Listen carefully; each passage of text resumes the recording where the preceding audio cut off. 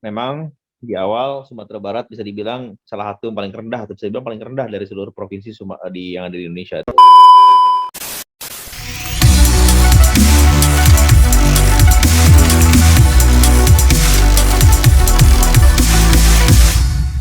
Nah, Class People, vaksinasi memang digencarkan oleh pemerintah Sumatera Barat, tentu juga ikut ambil bagian ya untuk menyukseskan program pemerintah tersebut.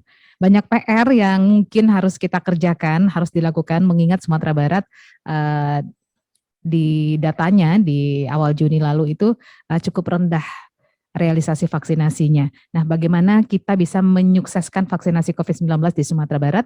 Itu topik kita di program Kata KJ kali ini. Saya Lia Priyanka akan langsung menyapa host kita, seorang wartawan senior dan juga pemimpin harian Singgalang, ada Pak KJ. Assalamualaikum Pak. Waalaikumsalam warahmatullahi wabarakatuh. Kabar baik Pak? Alhamdulillah kabar baik. Sehat ya Pak ya? Sehat juga. Alhamdulillah. Silakan Pak, kita langsung saja mulai diskusi di program Kata KJ ini yang juga disponsori oleh Harian Singgalang. Baik, terima kasih. Assalamualaikum warahmatullahi wabarakatuh. Pendengar Klasi FM dimanapun Anda berada, kembali bertemu bersama saya dalam acara Kata KJ. Kali ini membahas soal menyukseskan vaksinasi COVID-19 di Sumatera Barat. Vaksin ini adalah hal baru. Hal-hal baru selalu mencengangkan sekaligus menggamangkan. Persoalan vaksin hari ini adalah mungkin dalam kuantitasnya belum cukup, dan yang kedua adalah tabaikun, yaitu fiil, sifat orang yang menganggap vaksin tidaklah baik, padahal itu baik. Itulah yang dilawan oleh tenaga medis, oleh pemerintah, oleh Mapolda Sumbar dengan melakukan vaksin massal. Vaksin massal itu penting untuk memberikan kejut-kejut listrik kepada orang yang menganggap COVID tidak ada atau vaksin adalah hal buruk. Tapi itu kata saya.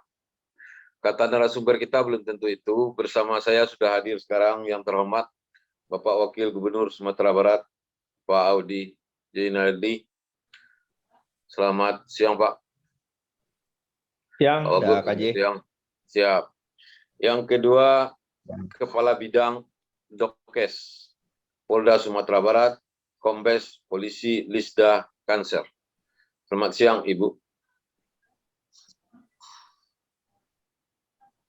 Dan yang ketiga, ya, ahli biologi molekuler. Apa itu molekuler nanti akan dijelaskan oleh beliau, Bapak Ahmad Rusdan Utomo, PhD. Nah, inilah tiga narasumber kita yang akan membahas soal vaksin yang sedang viral-viralnya hari ini bersamaan dengan rekannya COVID-19.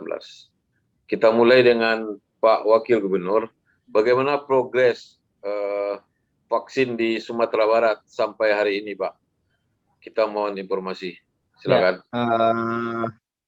Terima kasih Pak KJ, Bu Kabid Dokes, Bu Lisda, Lia, mendengar Klasi FM. Jadi pertama, memang di awal Sumatera Barat bisa dibilang salah satu yang paling rendah atau bisa dibilang paling rendah dari seluruh provinsi yang ada di Indonesia. Dari peringkat 34 kita realisasi vaksin 34. Terus beberapa hari lalu naik peringkatnya dari paling bawah jadi 3 paling bawah. Jadi alhamdulillah ada sedikit progres. Di awal memang ketika kita bergerak sendiri ini nggak mudah ya ternyata mensosialisasikan vaksinasi atau kewajiban vaksinasi Sumatera Barat, awalnya rendah. Terus ketika kita berkolaborasi dengan TNI Polri dalam kira-kira 2 minggu belakangan ini, termasuk juga dengan komunitas, maksudnya instansi-instansi kelembagaan yang lain, kemarin yang dilakukan di lapangan Imam Bonjol dan juga keliling lapas, keliling lembaga pemasyarakatan di Kota Padang, plus juga Angkatan Laut bekerja sama dengan Pelindo di Pelabuhan Teluk Bayur. Kami juga supporting dalam hal tenaga medis ya, kerjasama dengan Pemprov. Terus di Lanut Sultan Syahrir juga diadakan vaksin. Terus kemarin juga dengan OJK ya, Otoritas Jasa Keuangan, lembaga keuangan, institusi keuangan, perbankan maupun non Dan Semen perbankan Padang, Pak. seperti asuransi dan sebagainya. Semen Padang jangan Semen lupa. Padang itu di pertama.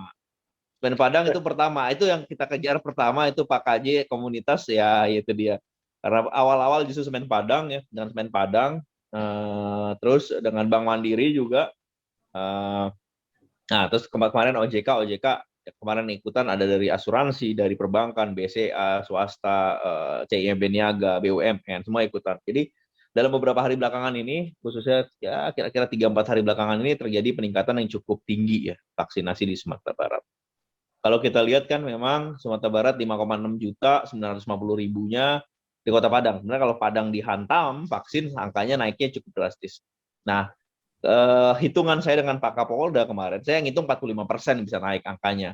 Cuman Pak Kapolda bahkan bilang kalau data terinput dengan baik, dengan benar, karena kan ini kan by sistem setelah kita registrasi, kita masukkan sistem, setelah vaksin kita masukkan sistem yang sama secara nasional, kita bahkan bisa di angka 53%. Kalau di angka 53% atau 45%, nah kita masuk kelas provinsi mediocre di tengah. Tapi provinsi lain juga mengejar sama, karena ada direktif dari Panglima TNI dan Kapolri untuk setiap TNI Polri di masing-masing provinsi kejar ini. Jadi memang dibantu teman-teman TNI Polri ini ngaruh banget. Dan Semen Padang kemarin terus juga kita sempat kerja sama Grab. Nah, ini juga ikhtiar kita dalam usaha mempercepat vaksin. Cuman memang satu lagi yang perlu adalah memang keinginan dan bantuan dari ini tokoh-tokoh masyarakat, pemangku adat, angku-angku, datu-datu, nini mama. Ini juga punya peran yang cukup penting ya untuk sosialisasi vaksin khususnya di kabupaten kota di daerah-daerah untuk peningkatan. Dan yang kedua alim ulama. Sebenarnya waktu itu Ketua MUI Buya Gus Rizal juga sudah menyatakan bahwasanya mendukung segala tindak tanduk pemerintah terkait dengan COVID termasuk vaksin.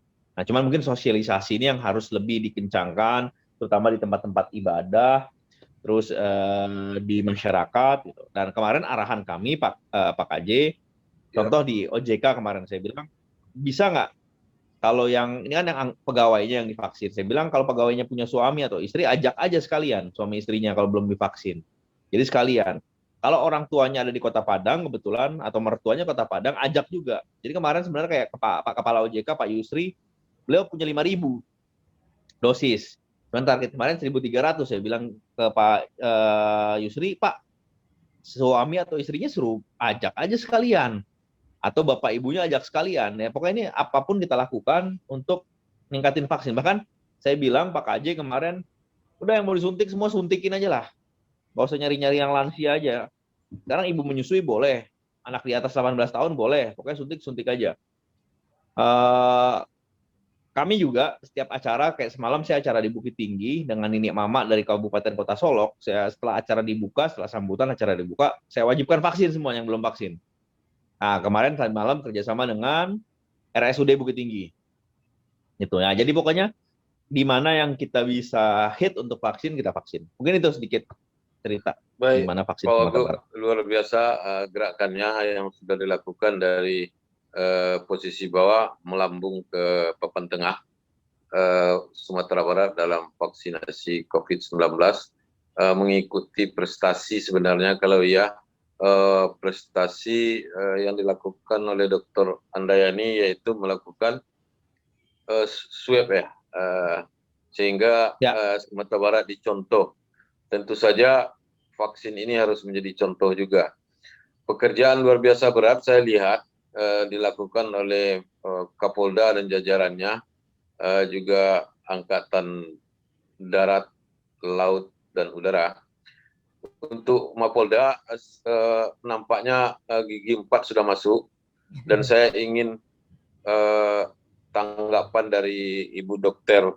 Lisda, bagaimana Mapolda mengkoordinasikan hal ini dan bagaimana hasil vaksin yang sudah dilakukan dalam beberapa minggu belakangan, Bu. Silakan. Ya, terima kasih Pak KJ. Yang terhormat Bapak Wakil Gubernur, Pak KJ, Pak Ahmad Utomo, dan dari Mbak Lia ya dari Klasi. Mohon izin saya akan menanggapi pertanyaan yang diberikan Pak KJ.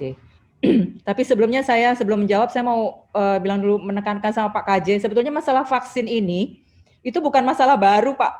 Jadi artinya vaksin ini kan kita nih sudah sering divaksin, diimunisasi. Jadi mungkin kita ingat pada anak-anak kita begitu lahir kan, bayi lahir itu umur 3 hari sudah divaksin BCG. Kemudian ada vaksin polio, kemudian ada vaksin DPT, ada rangkaian vaksin sampai dia umur 9 bulan. Bahkan anak-anak SD pun juga di booster tuh, ada vaksin juga. Nah ini sebetulnya intinya sama, vaksin imunisasi.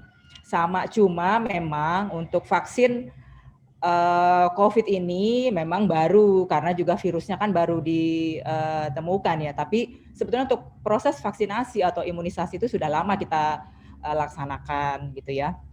Mungkin nanti Pak Ahmad Utomo bisa lebih menjelaskan secara detail. Kemudian untuk kegiatan vaksinasi yang dilakukan Polda Sumbar ini, memang ini adalah berdasarkan dari surat Kementerian Kesehatan ya, tanggal 2 Juni itu kepada Kapolri dan kepada Panglima TNI bahwa Kementerian Kesehatan meminta bantuan kepada Panglima TNI dan Kapolri untuk melakukan percepatan vaksinasi di Indonesia. Nah, berdasarkan surat itulah akhirnya Kapolri memerintahkan semua jajaran kepada para Kapolda untuk membantu melakukan percepatan vaksinasi ini. Jadi kami setiap Polda diberikan jatah itu sekitar 20% dari sasaran. Sasaran yang ada itu kami diberikan 20%. Nah, kalau di Sumbar ini kan itu sasarannya kan sekitar 875.000 ya.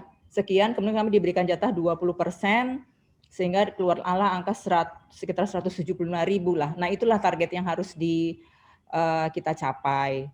Gitu. Jadinya oleh karena itu sejak Napolda Sumbar sejak tanggal 7 Juni itu juga sudah melakukan vaksinasi massal.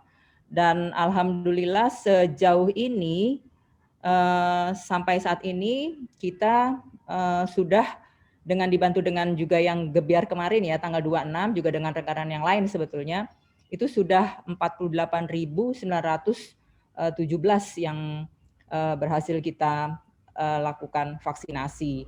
Ya puncaknya kemarin tanggal 26 di mana ada gerakan uji coba sebetulnya 1 juta vaksin satu hari di mana Provinsi Sumatera Barat ini mendapat jatah 25.109 vaksin orang yang harus divaksin pada tanggal 26 tersebut. Nah, kami bekerja sama dengan Dinkes, bekerja sama dengan TNI, dengan yang lain-lain yang tadi disebutkan oleh Pak Wagub ya.